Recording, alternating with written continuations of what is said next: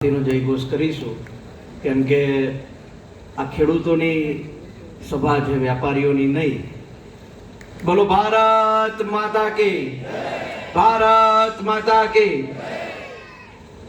આજે વિરમગામ ખાતે અમદાવાદ ડિસ્ટ્રિક્ટ બેંકના 16મી શતાબ્દી મહોત્સવ પ્રસંગે વિરમગામ માંડલ અને દેત્રોજની આ મહોત્સવની સભામાં આપણા બધાની વચ્ચે મંચ ઉપર ઉપસ્થિત, જેને અમદાવાદ ડિસ્ટ્રિક્ટ બેંકને ખૂબ મજબૂતીના સ્થાન ઉપર પહોંચાડ્યું છે એવા માન્ય ચેરમેન અજયભાઈ, વાઇસ ચેરમેન અને આપણા જ આ વિસ્તારના ડિરેક્ટર પણ કહી શકાય એવા માન્ય જગદીશભાઈ, આપણા વિસ્તારની અંદર આજે આ સહકાર સંમેલનની અંદર વિશેષ રૂપે ઉપસ્થિત ગુજરાત સહકારિતા સેલના પ્રમુખ માન્ય બિપિનભાઈ, આપણા જ વિસ્તારના અને અમદાવાદ ડિસ્ટ્રિક્ટ બેંકમાં વર્ષોથી ડિરેક્ટર તરીકે જવાબદારી નિભાવતા પૂર્વ ધારાસભ્ય માન્ય વજુભાઈ, માંડલથી અમદાવાદ ડિસ્ટ્રિક્ટ બેંકના ડિરેક્ટર માન્ય અમુ કાકા, અમદાવાદ જિલ્લા ભાજપના મહામંત્રી માન્ય નવદીપભાઈ, આજના કાર્યક્રમમાં જે વિશેષ અતિથિ છે આપણા અને સમગ્ર ગુજરાતની અંદર આપણા વિરમગામ વિધાનસભાનું કહીએ કે માંડલના ટ્રેન્ટ ગામનું કહીએ ખૂબ મોટું ગૌરવ માન્ય રમેશભાઈ, અમદાવાદ જિલ્લા પંચાયતના કારોબારી ચેરમેન માન્ય પ્રમોદભાઈ, ન્યાય સમિતિના ચેરમેન માન્ય ભીખાભાઈ, આપણા કાર્યક્રમની અંદર વિશેષ રૂપે આપ સૌને આશીર્વાદ આપવા માટે પધારેલા કમિજલા ભાણ સાહેબની જગ્યાના મહંત પરમ પૂજ્ય જાનકીદાસ બાપુ, સોકલીથી સ્વામિનારાયણ ગુરુકુળથી પધારેલા પરમ પૂજ્ય રઘુવીર સ્વામી, વિરમગામમાં વર્ષોથી જગન્નાથપુરીની રથયાત્રા બાદ સૌથી જૂની રથયાત્રા જો કોઈ નીકાળતા હોય આપણા વિરમગામ શહેરના તો રામમહેલ મંદિરથી પધારેલા પરમ પૂજ્ય રામકુમારદાસ બાપુ, સ્ટેજ ઉપર બેઠેલા સૌ એપીએમસીના ચેરમેનો, ખૂબ મોટી સંખ્યામાં ઉપસ્થિત સૌ મંડળીના ચેરમેનો, સદસ્યો, આપ સૌનું હૃદયના ભાવથી અહીંયા હાર્દિક સ્વાગત કરું છું. સૌને ખૂબ ખૂબ વંદન કરું છું.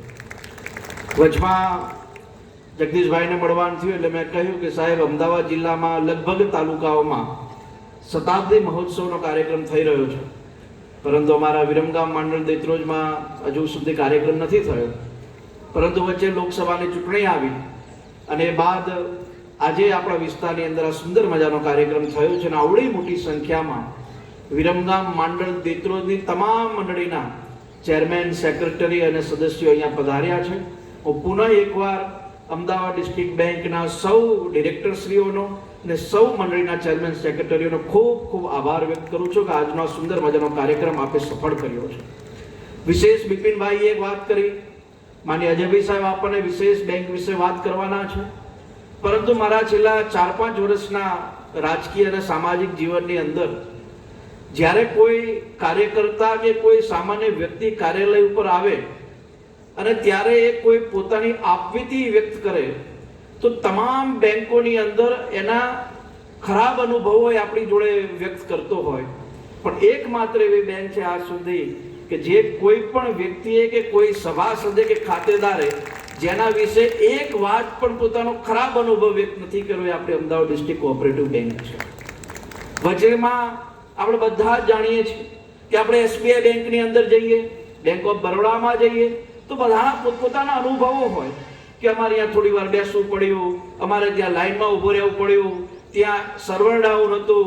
પણ એકમાત્ર એવી આપણે અમદાવાદ ડિસ્ટ્રિક્ટ કોઓપરેટિવ બેંક છે કે જ્યાં ખેડૂત જાય તો રાજી ખુશીથી ચા પીને પાછો આવે અને મનમાં અમદાવાદ ડિસ્ટ્રિક્ટ બેંક માટે આશીર્વાદ આપીને આવે, એ પ્રકારનો ભાવ અમદાવાદ જિલ્લાની અંદર થયો છે. સાથે જ માન્ય પ્રધાનમંત્રી શ્રી નરેન્દ્રભાઈ મોદીએ, ગૃહ અને સહકારિતા મંત્રી માન્ય અમિતભાઈ શાહે અને રાજ્યના મક્કમ મુખ્યમંત્રી માન્ય ભૂપેન્દ્રભાઈએ ખેડૂતોને સંપૂર્ણ રીતે સહકારી ક્ષેત્રની અંદર ન્યાય મળે એ પ્રકારનું વિશેષ આયોજન કોઓપરેટિવના માધ્યમથી કર્યું છે.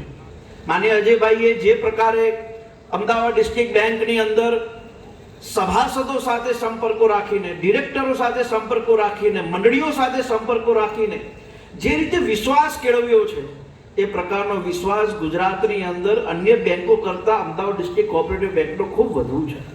અને માત્ર સભાસદોને ધિરાણ આપવું કે રિકવરી કરવી જ નહીં, પરંતુ આજના કાર્યક્રમની અંદર આ 100 વર્ષના શતાબ્દી મહોત્સવ અનુકૂળમાં આપણને બધા જ ગામની મંડળીઓને, ભજન મંડળીઓને, વિકલાંગોને તમામ રીતે સેવાકીય મદદ કરવાનો પણ ભાવ અને સંકલ્પ એડીસી બેંકે જે કર્યો એ આપણા બધા માટે ગૌરવશાળી સંકલ્પ છે. અને એટલા માટે આપણે બધા જ લોકો એડીસી બેંક ખૂબ મજબૂત બને, એડીસી બેંકની તમામ મંડળીઓ ખૂબ મજબૂત બને એના માટેનો વિશેષ પ્રયાસ કરતા હોઈએ છીએ.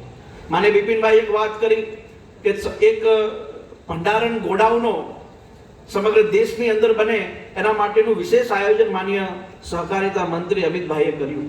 મારે આજે એડીસી બેંકનો વિશેષ આભાર વ્યક્ત કરવો છે કે આખા દેશની અંદર જે માત્ર 8 ભંડારણો બન્યા એમાં આખા ગુજરાતમાં જો કોઈ પહેલું ભંડારણ બન્યું હોય સાહેબ તો અમારા ચંદ્રનગરની અંદર બન્યું છે અને માત્ર એડીસી બેંકના સહયોગથી બન્યું છે.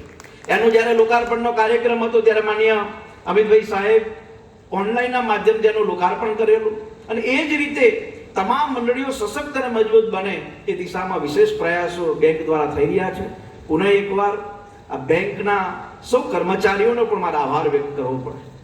મારું અહીંયા હીરાપુરા ગામની અંદર એડીસીમાં ખાતું છે. ઘણીવાર કોઈ કારણસર અમે બહાર ગયા હોય ને ખાલી ફોન ઉપર પણ કર્મચારીઓને વાત કરીએ તો પણ મદદરૂપ થતા હોય છે. અને માત્ર ધારાસભ્ય તરીકે મને જ નહીં પરંતુ મારા ગામના અનુભવો, મારા આજુબાજુના ગામના લોકોના અનુભવો એડીસી બેંકના સૌ કર્મચારીઓ માટે પણ ખૂબ પોઝિટિવ હોય છે. એટલે કર્મચારીઓને પણ આવડી મોટી સફળતામાં એમનો પણ વિશેષ ફાળો છે. એટલે કર્મચારીઓને પણ હું હૃદયના ભાવથી ખૂબ ખૂબ અભિનંદન પણ પાઠવું છું. માનનીય ચેરમેન શ્રી અજયભાઈનો આપણા સૌ ઉપર ખૂબ પ્રેમ છે, એમના ખૂબ આશીર્વાદ છે. એટલે આવનારા દિવસમાં આ બેંક ખૂબ પ્રગતિના શિખરો સર કરે એવી મા ભગવતીને પ્રાર્થના કરીને શુભકામનાઓ પાઠવું છું. પુનઃ એકવાર આપ સૌ વિરમગામ પધાર્યા, આપ સૌ લોકો આ કાર્યક્રમમાં સહભાગી બન્યા એ બદલ આપ સૌનો હૃદયના ભાવથી ખૂબ ખૂબ આભાર. જય હિન્દ, જય ભારત. ખૂબ ખૂબ આભાર હાર્દિકભાઈ, આપના ઉત્સાહજનક પ્રવચન બદલ અમે આપના આભારી છીએ. છેલ્લા 22 વર્ષોથી ખૂબ જ સફળતાપૂર્વક સંભાળ્યું છે. તેઓ માત્ર એડીસી બેંકના ચેરમેન નથી, તેઓ ગુજરાત સ્ટેટ કોઓપરેટિવ બેંકના ચેરમેન છે, ગુજરાત રેડક્રોસ સોસાયટીના ચેરમેન છે તથા ધી કોઓપરેટિવ બેંક ઓફ ઇન્ડિયાના પણ ચેરમેન છે. ઇન્ડિયન ઓલિમ્પિક એસોસિએશનના તેઓ સિનિયર વાઇસ પ્રેસિડેન્ટ છે. ખૂબ જ સફળ બિઝનેસમેન પણ છે. ત્વરિત નિર્ણય શક્તિ, પુનઃપૂર્વકનો વહીવટ, નાનામાં નાના માણસનું ધ્યાન રાખવું, આવા ઘણા સફળ નેતામાં હોવા જોઈએ એ બધા જ ગુણો આપણને એક વ્યક્તિમાં જોવા મળે છે. અને એક બીજી વાત હું ચોક્કસ કહેવા માંગીશ કે તેઓ જે પણ સંસ્થામાં કામ કરે છે એ સંસ્થા માટે જો આર્થિક ફાળો લેવાનો હોય તો કોઈ પણ